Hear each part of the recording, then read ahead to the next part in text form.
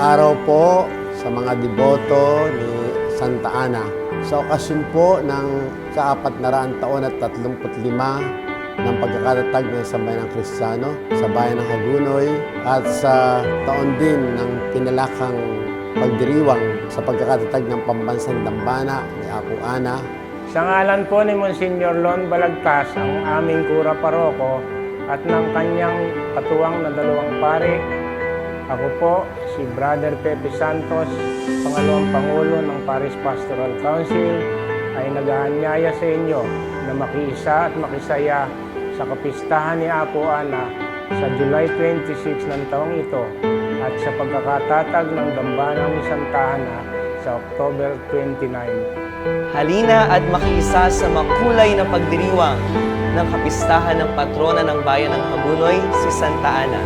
Mula sa kanyang paglibot sa iba't ibang bahay ampunan, sa kanyang paglibot sa kailugan ng Bayan ng Hagonoy, sa pag-indak ng mga deboto niya sa kalsada ng Bayan ng Hagonoy bilang maalab na pagpapakita ng debosyon sa kanya. Halina at makiisa sa kanyang kapistahan sa ika-26 ng Hulyo.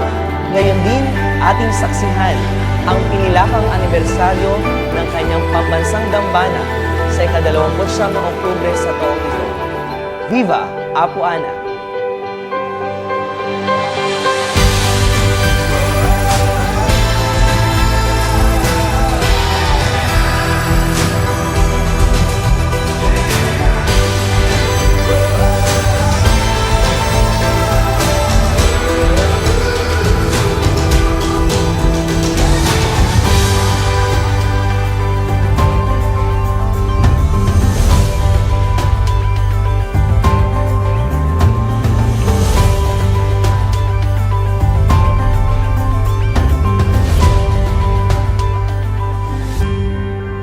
Umaasa po kami sa inyong marubdob na pagpapahayag ng debosyon kay Santa Ana at pakikilahok sa pagdiriwang ito ng Bayan ng Hagonoy.